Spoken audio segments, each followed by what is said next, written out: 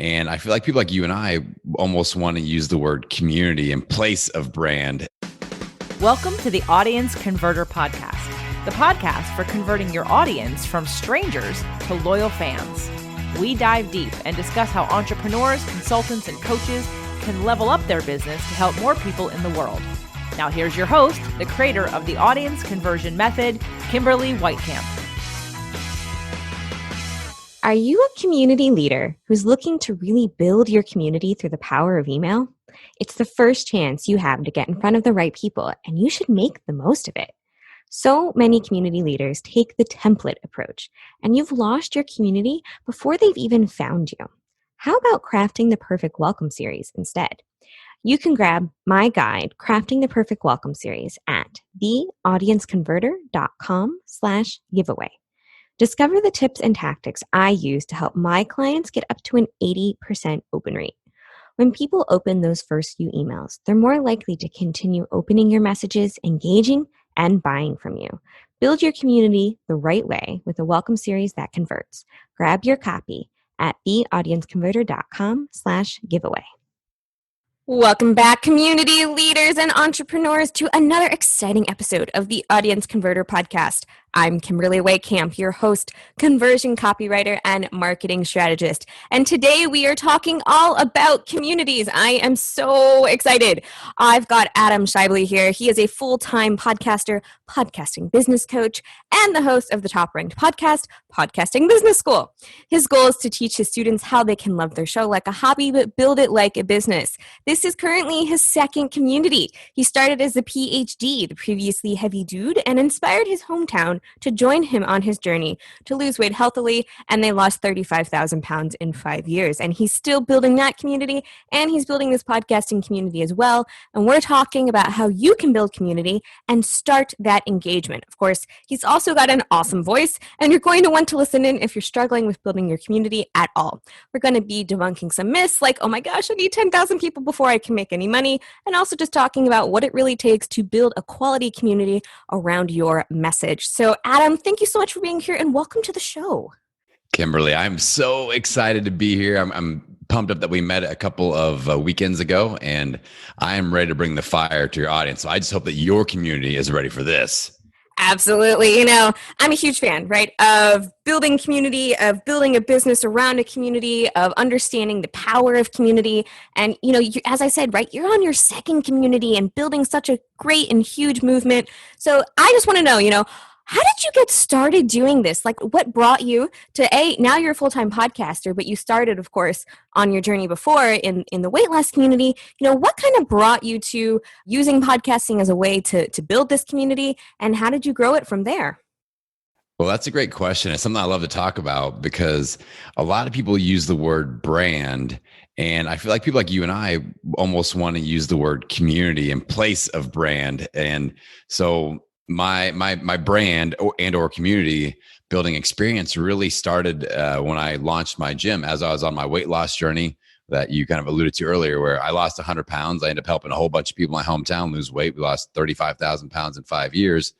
And that I started a business, but in that business, I really figured out how important community building was, especially in the weight loss space, where a lot of people feel like they're out there, you know, in the woods by themselves. So I really put an emphasis on community building, getting people together, making them feel like they're a part of something, a part of a tribe, a part of this collective energy that's all doing something together. So I put on these crazy events, and I had somebody, there's a movie called Semi-Pro starring Will Ferrell, where he's like this struggling semi-pro basketball team owner. He does all these crazy things to get attendance. And somebody's like, one of my clients was like, Adam, you're just like that character. Because I would do things like, I did this donation event where I was like, if we can raise $10,000 and we have X amount of people show up on this one night for this event, and we're raising money for the Boys and Girls Club, I was like, if we hit 10K in one night, I'm going to have someone there to wax off all my body hair. And by God, they did it. And I was hurting for certain. They got to watch all my arm and leg hair get waxed off in public. So that was kind of my initial adventures in community building. And I realized that, you know, I got into the podcasting space. I started getting into that. And I realized I could apply in-person community building, the same skill set to online community building. And I just fell in love with that because of the leverage, and you can just scale community building, and it's so much fun to be able to impact people at scale and still make them feel like they're a part of something. So that's what led to the Million Pound Mission podcast community. And then I fell in love with podcasting, and I was like, all right, the entrepreneurial journey isn't that different from a weight loss journey. People out there kind of like, I got myself into this mess, I'm going to get myself out of this mess. So I love bringing entrepreneurs and specifically podcast business builders together. And now we're forming a tribe with that community and dragging everybody along in the general correct direction. And I'm loving every step. Definitely. And one of the things I love that you said, right, is that you got started because you were on this weight loss journey and you're like, well, maybe I can inspire some other people to join me. Your whole hometown lost the weight together. But what you said is that so many people feel alone on their weight loss journey. And I find the same thing in the world of entrepreneurs, the world of podcasting. There's so many resources out there, but we still have this mentality for some reason that we have to go it alone. And, I can attest personally, I have never seen more success in my life and in my business than at the times when I decided, you know what, I'm not going to do it by myself. I'm going to join a community of other people doing the exact same thing and figure out, learn from their mistakes, learn from their lessons, and figure out what I need to be doing to build my business.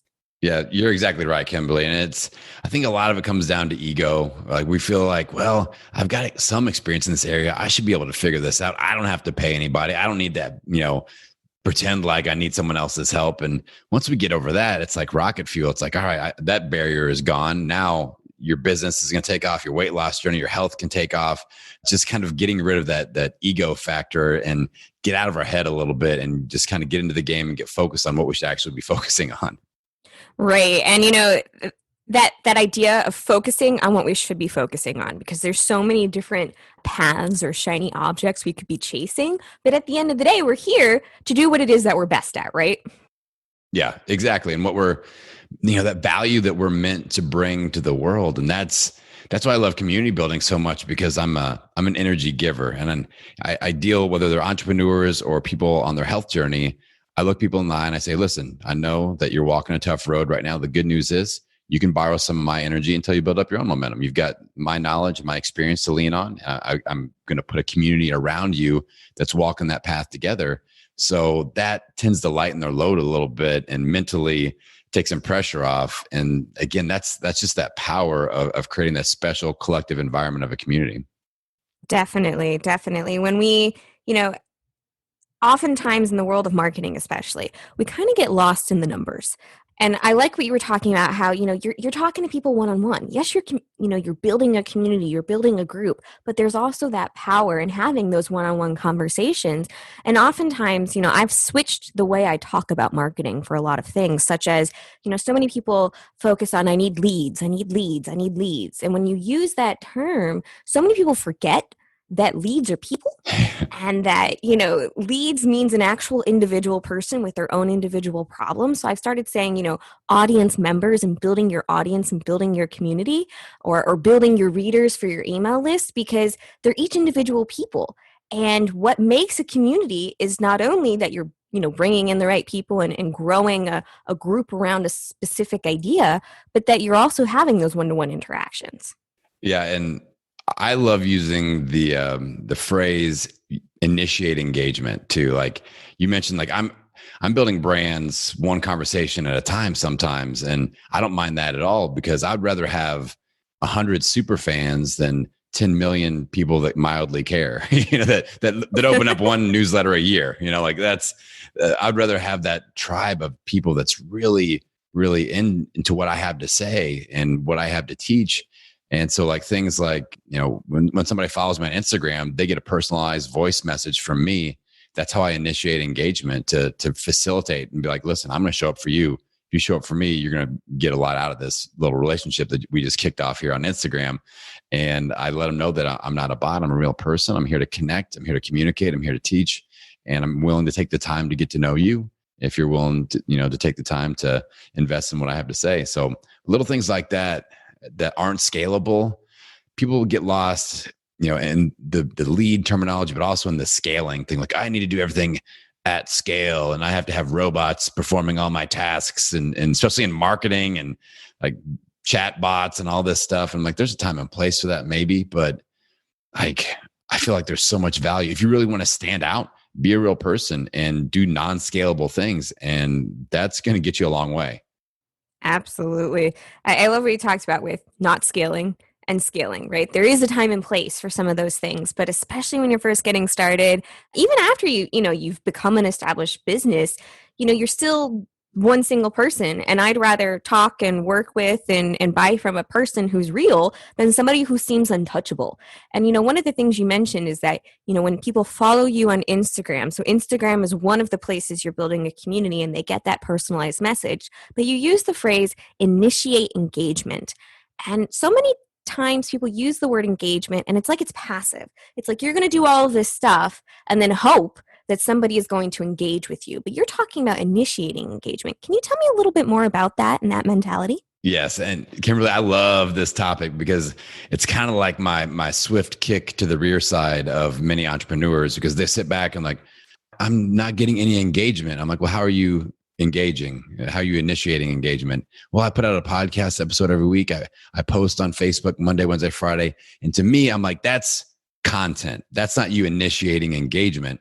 Like that's not you having a conversation with somebody. So, get digging in and maybe you put out a podcast episode and maybe you put up a post inside your group, but then maybe you're tagging somebody and like, hey, what did you think of this episode? Or if somebody does comment, you follow up and go, if you love that one, then check out this one. I think you're really going to, there's some synergy there, but just like digging into the actual conversation.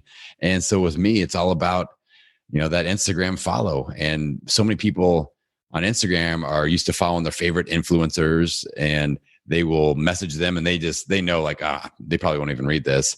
So I like to knock their socks off. When they follow me, I'm messaging them. I'm saying their name. I'm saying what day it is. I'm saying, this isn't a bot. This is really me. They hear my voice. And that just is like, whoa, this is totally different. And that takes time. Like I got to spend, I've got 2 accounts. I finally split my accounts for however many years. I had everything under the $1 Million Mission brand. And then a couple of weeks ago, I started a separate podcasting business school one. But now on both brands, whenever somebody follows me, they're getting that message. And that's a big deal to me where I'm spending a significant amount of time, but it's worth it because they know that I'm a real person. They know that I'm ready to play. I'm ready to engage. I'm ready to coach. And that, again, that builds that super fan status that I'm looking for.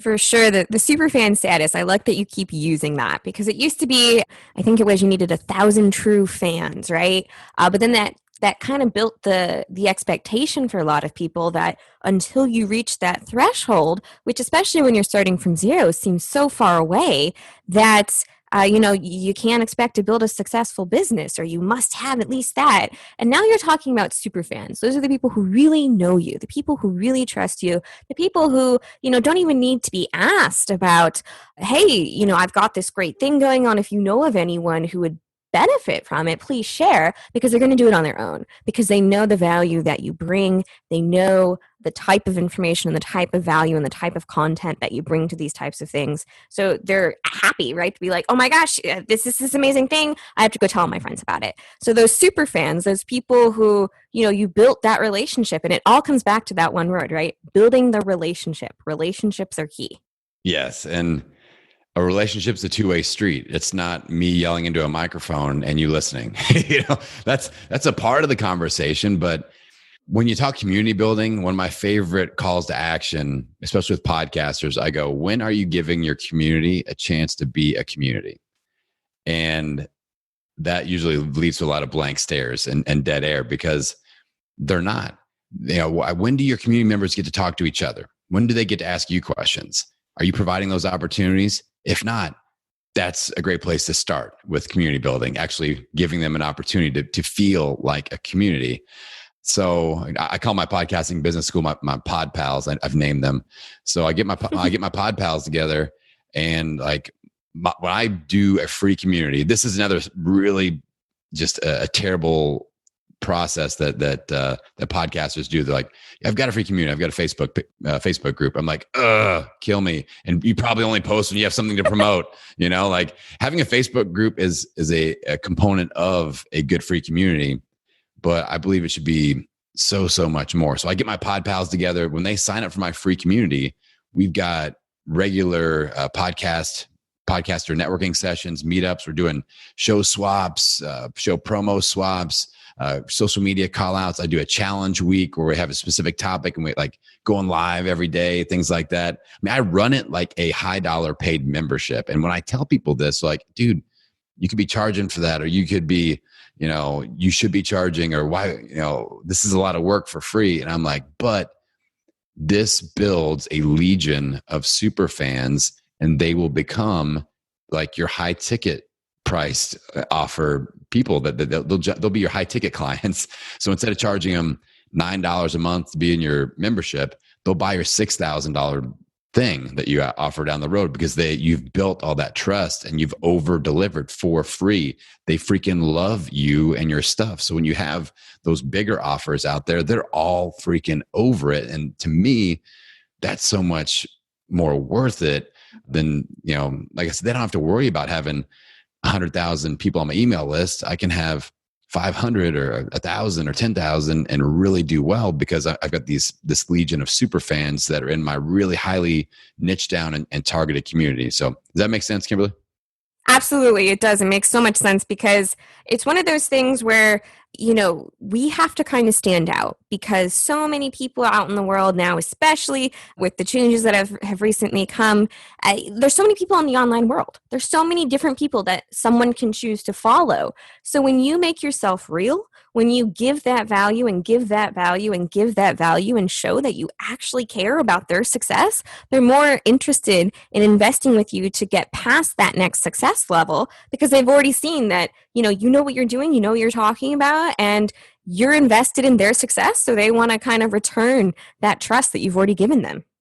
Exactly. And that know, like, and trust thing is for real. And like you are in there interacting with these people and they're getting so much value and you're learning the background. Like with my, I've been doing my health and weight loss community, the Mission Possible crew. That's with the Million Pound Mission podcast community. And I've been doing like weekly or bi-weekly free community Zoom chats for years now. Like I know where people are from. I know who's having babies. I know who's like struggling. I know who got a new job. I know who hit the 100-pound club recently. Like I know these people and they know me, and we joke around. I've got this one community member from Vancouver, Canada, and every time she pops on one of the community chats, we do what's called Adam's Canadian quiz. And she gives me a new Canadian word that I try to figure out what it is. And I'm always like way off, and people just know this is a thing and it's weird. It has nothing to do with weight loss, but it's just like part of the community. It's part of me being who I am. I love to joke around and make fun of myself and just show how like Indiana I am. So like little things like that, you don't get that opportunity if you aren't really building relationships with people. Definitely. One of the things you just said where you're like, I like to goof around. I like to be me. I feel there's such a perception in the world of marketing that you can't be yourself, or that, if you're too you're going to turn people away. And I tell people that's perfect. That's wonderful, because you want to be working with people who like you, who like your personality, who like the way you approach things. And if you have to, double check your phrasing, if you have to double check what you're going to say, if you have to double check how you're going to show up at a group meeting, whether it's free or paid, because you want to make sure to fit into what you think is this marketing persona that you have, then it's a disconnect for some people if you ever do trip up, but it's also taking away from yourself because you're spending so much time and energy being this marketing version of yourself as opposed to being yourself. Yeah, it's funny. I just got off a Zoom chat with my friend Chris Kremitzos, who heads Podfest Expo, and I've done a presentation. I've keynoted a couple times there, and the last couple of years, and I am so me on stage that I did a keynote in sweatpants and my lucky podcasting shirt, which says "Your mom subscribes to my podcast." That's what I was wearing. I was rocking that, and Chris is like, "You're always one of the top recommended people. People love you. The room is always full. They're sitting in the hallways. They're sitting in the floor. And I'm keynoting in sweatpants. Like, that's just keeping it real. Not sure if I could ever do the sweatpants on stage, mostly because I don't think I own any sweatpants. Athletic gear is if it's a different story. But it's true that line between personal and who you are in business has become such a different thing over the years, and I like it because it's, when I first got started, I've shared this story before, but when I first got started, the only tool or resource or guide I had about how to run a business was my high school English class and writing business memos. So that's the way I approached email. That's the way I approached reaching out to people who could become my clients. And the very first event I went to, I met somebody, there was a job fair, and I landed a couple of gigs that very first time. And somebody told me, they're like, I'm really glad I met you in person. Because if I hadn't, just based off of your emails, I thought you were the complete wrong fit to work for our company. But now that I've met you in person, I can see your personality, and you're not as stiff and very, very strict as I thought you were. So I'm really excited to work with you. And that was like a light bulb moment for me. And I'm so thankful that it happened at the very first event I ever went to, because I realized that there is this perception that we have to be somebody completely different in business than we are in person. But especially in the world of entrepreneurs and course creators and authors and speakers, the reason why people want to work with us, the reason why people like us, the reason why people want to hire us to become their coaches is because they like who we are. And if we're not ourselves, then, it's just going to be attracting the completely wrong people. And if you want to build a community around who you are and what you do and how you show up in the world, then you definitely need to own and be yourself. Yeah, I 100% agree. And a lot of people are like, well, I'll build up my following and build my legend, and then I'll slowly transition into more of an authentic persona. I'm like, dude, just be yourself now. Like, why just start being yourself now? That's the easiest thing to do. And like you said, Kimberly, attract the people that are attracted to the real you. Otherwise, you're not gonna have super fans. You're gonna have a bunch of big pains in the butt, and that's not what we want. That's very, very true. So, we've talked a little bit about Instagram, and you've said you do have a Facebook group, but most people are using it the wrong way. Is there any part of, you building this community that's been a struggle, or what's something that you've hoped would have worked better but hasn't been quite working for you right now? Well, I think anybody that's building a community always wants more people and more people faster. And that's something that I'm always because anybody that really has confidence in their message and their deliverables and their potential impact, it should kind of annoy you that more people aren't listening in, or that aren't tuning in, or that aren't participating in your free stuff. So that's something that I feel like anybody that's got that entrepreneurial fire burning in their belly, you're going to feel that a little bit. I don't necessarily think that's a bad thing, but that's definitely something that I have to retract my head from my rear quarters a little bit every once in a while and go, okay, the people that are here are the ones that are supposed to be here in this moment, and we're going to make a difference for them. And they're going to go and tell somebody else, and this thing grows. So I can remember when I first started my first Facebook group, I had like 29 people or whatever. And it's like, oh, this is terrible. And now I've got 2,000 people in that Facebook group, and it's 5 years later, and it's not 10,000, but it's 2,000 people that I know a whole bunch of their names, and they all know about me, and they care about me, and we know about each other. So that's been proof to me that okay, the process works. I just have to stick to my guns and stay out of my head. Stick to your guns and stay out of your head. I think the stay out of your head part is a key piece, a key takeaway for pretty much anyone who's in the entrepreneurial world, right? We get so caught up in what we think needs to be happening that we get stuck in our own minds. And it is hard to overcome, right? All of us would, as you said, would love to be able to build our community a little bit faster. But I like your approach and your reframe of the people who are here, the people I'm supposed to be helping right now. And I'm going to keep doing what I'm doing to bring in the right people for this community. Because if you attract the wrong people, or if they're not a great fit, or if you can't help them to the best of your ability, then is it of benefit to those people to be, yes, you can say I've got 10,000 people, but as you said earlier, right, if you have 10,000 people who never open an email, how useful is that for you? Yeah. And in podcasting, especially, I'm sure you've run into this before yourself, being in podcasting circles. You can kind of tell the people that are tossing fake numbers out there, and it's like the big ego stroke thing. And then you can see them slowly dying inside. Like, I've had a friend that I know that I was like, oh, I think he's inflating those numbers a little bit on his show downloads. And then you're kind of trapped in that ego trap, and you have to keep feeding that ego. And he's really screwed up his client connection, his community connection, because he's so focused on trying to live up to this. I've done so many downloads and I've interviewed so many famous people. I'm like, oh, your energy is going in the wrong direction. So it's a very slippery slope to tread. Definitely. And it's one of those things where, if you're connecting with the right people, if you're giving the right content, if you're giving the right message, if you're bringing on the people who want to be a part of the community and the message that you're giving, they're not going to be asking, well, I'm not going to appear on a show unless it's got X number of downloads, because they realize that in the power of podcasting is that it lives on forever, right? As long as the podcast is up, people can continue to find it and continue to download it. So it can be something that pays off for a long time in the future. And it's the same type of thing when talking about building your community. Everyone starts at zero, right? You said, a couple years ago, your Facebook group had 29 people in it. But by building that community one step at a time, now you've got 2,000, and it's not 10,000, but that doesn't matter, because numbers are a vanity metric at the end of the day. What matters is, are you doing what you promised to do? Are you helping all those people? And of course, we all are running businesses too. So is that community converting into clients?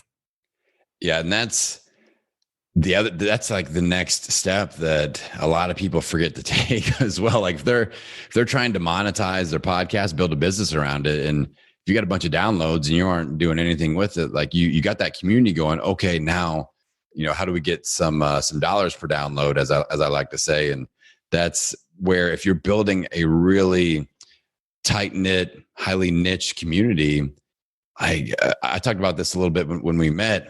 Like my podcasting business school show has a much smaller following. It's more niche down than Million Pound Mission, which has a much larger audience, but my smaller podcast produces way more income. And that's because of the niche down, very tight topic of building a business around a podcast. That's not everybody in the world. And there's a whole lot more people in the world that are interested in weight loss. But what I discovered is people are much more likely to invest in their business than they are with their health, which is unfortunate, but it is the truth. And once I figured that out, then I started helping people solve pain points in both my brands. Like I help people solve their pain points and overcome those hurdles, and that's how we monetize. Absolutely. And I loved your approach, right, about dollars per downloads, right? What is that kind of metric, as opposed to saying, oh, I have 10,000, I've got 10,000 followers, or I've got 100 downloads or 10 downloads a week, whatever it is, right? Being able to kind of translate that into how is it being successful for me? That's my whole approach, right? How does it convert? What is your conversion numbers? Which I loved your approach on that. So, we are almost out of time.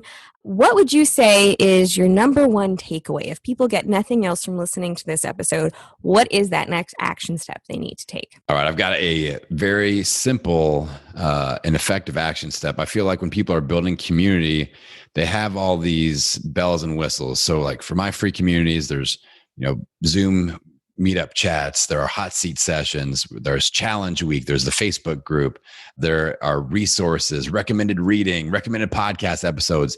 And a lot of podcasters will just spew that out. Follow me on Facebook, follow me on Instagram, hit me up on Twitter, hit me up on Pinterest, hit me up on my MySpace page. And they're like out there just like spewing these things out on their podcast. There's a million links on their website. So my tip for you guys is to create one link to rule them all, and say, join my free community. And when they join your free community, you've got a choose your own adventure platform with all the other bells and whistles, and say, hey, is Instagram your jam? Come check me out here. Here's when I go live. Here's when I talk. Like you have like a little schedule of your Instagram. Want to do live chats, meet other podcasters? Cool. Join our group chat sessions. Here's the link for that. Want my top 5 podcasts that I listen to recommendations? Here's the links for that. So you can do all that. It's like a Trojan horse effect. You've got the one thing with lots of little things inside of it, but they get to pick and choose how they want to play. And that way on your podcast, join my free community. On your newsletter, join my free community. When you're on a guest for a podcast, join my free community, and they can jump in there. They're a part of it, and then they can pick how they want to participate. So that would be my implementation step for your audience. Absolutely. And since we're talking about community building and how to do it, it's one step at a time. And simple is better. Simple is always better, right? You mentioned all of those different things that are a part of your community, which is great. But if you're just getting started, having one or two is fine too, because the idea is that you want to build those connections. You want to have those conversations. And that all comes from having a single call to action, which is, join my community, which I love. So Adam, I want to say thank you so much for coming on and sharing your wisdom about community building and how you've done it and how other people can do it. I've really had a wonderful conversation with you today, and I do appreciate you showing up and sharing your wisdom with my audience. If people want to learn more about you and what you do and how to get in touch with you, where can they go? Yeah, thank you so much. First of all, it's always an honor when another podcaster shares their platform. So thank you, Kimberly. For me, if you guys want to get a hold of me, go to www.podcastingbusiness.school. And my call to action would be join my community. There's a button right at the top of the page, join the free community, and you can participate in all the cool stuff that I put inside of that. Same thing with my weight loss brand, millionpoundmission.com. Join the free community there. Same deal. I run them in a similar fashion, and there's a lot of interaction. And like I said, I like to let people borrow a little bit of my energy so they can build up their own. Absolutely. Well, again, Adam, thank you so much for being here. And everyone, remember, until next time, keep calm, carry on, and join a community. Thanks for listening to the Audience Converter Podcast. For more information and important links about today's show or for access to our website, visit theaudienceconverter.com. Take a moment to rate and review on Apple Podcasts or wherever you get your podcasts.